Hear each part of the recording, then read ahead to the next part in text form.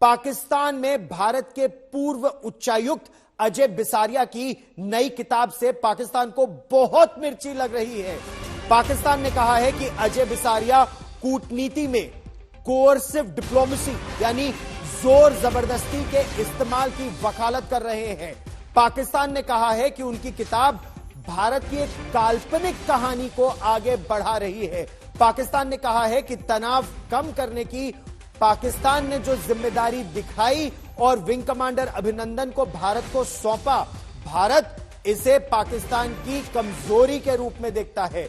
दरअसल अजय बिसारिया ने अपनी किताब कत्ल की रात वाले चैप्टर में खुलासा किया है कि भारत की 10-10 मिसाइलें पाकिस्तान की ओर तन गई थी। घबराए इमरान खान प्रधानमंत्री नरेंद्र मोदी के साथ फोन पर बातचीत करना चाहते थे, लेकिन प्रधानमंत्री नरेंद्र मोदी ने फोन पर बात करने से इनकार कर दिया, कहा वो अवेलेबल ही नहीं है। इसके अगले दिन पाकिस्तान के विदेश मंत्री और आर्मी चीफ के पैर थर थर कांप रहे थे और उन्होंने रिहा कर दिया विंग कमांडर अभिनंदन वर्तमान को। प्रोफेसर ब्रह्मा चिलानी, अजय बिसारिया ने अपनी पुस्तक में लिखा है एंगर मैनेजमेंट में कि यह भारत की कोर्सिव डिप्लोमेसी थी, यानी पाकिस्तान को दबाने की धमकी थी। 10 मिसाइलें तैनात करके पाकिस्तान को बोल दिया गया था कि भारत एस्केलेट करने को तैयार है और पाकिस्तान डर गया। क्या आप इस बात से सहमत है? तो एक फैक्ट है कि जब से बालाकोट की एयर स्ट्राइक हुई थी, तब से पाकिस्तान की तरफ से एक भी मेजर टेररिस्ट अटैक भारत के खिलाफ नहीं हुआ है। तो इसका मतलब है कि बालाकोट सर्जिकल स्ट्राइक इतना इंपॉर्टेंट, इतना पोटेंट था कि पाकिस्तान को एक सबक तो सिखाया, मगर एक मैसेज भी डिलीवर किया बालाकोट स्ट्राइक ने कि अगर आप दोबारा भारत के खिलाफ कोई मेजर टेररिस्ट एक्शन करते हैं तो भारत का रिस्पांस बहुत ही पावरफुल रहेगा, बहुत ही डिवास्टेटिंग रहेगा पाकिस्तान के खिलाफ। उस वजह अभी काफी समय से कोई मेजर टेररिस्ट अटैक नहीं हुआ है पाकिस्तान की तरफ से।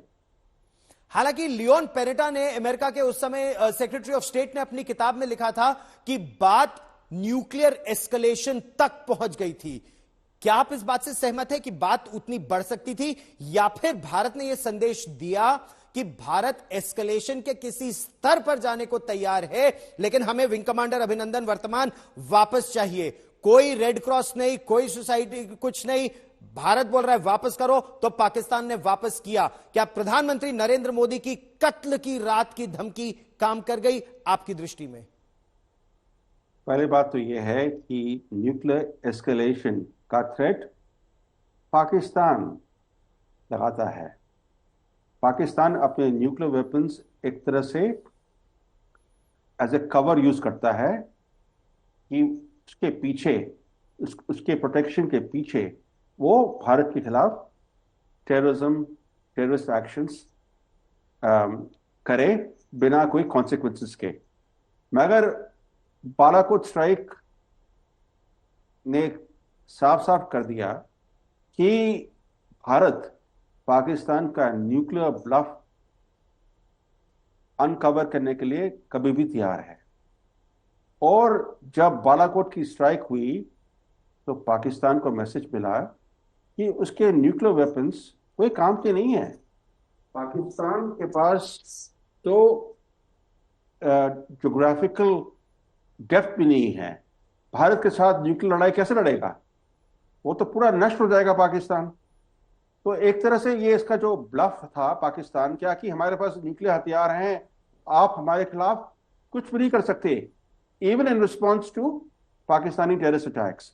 वो जो बिलीव थी पाकिस्तान की, वो उस दिन खत्म हो गई जिस दिन बालाकोट का सर्जिकल स्ट्राइक हुआ।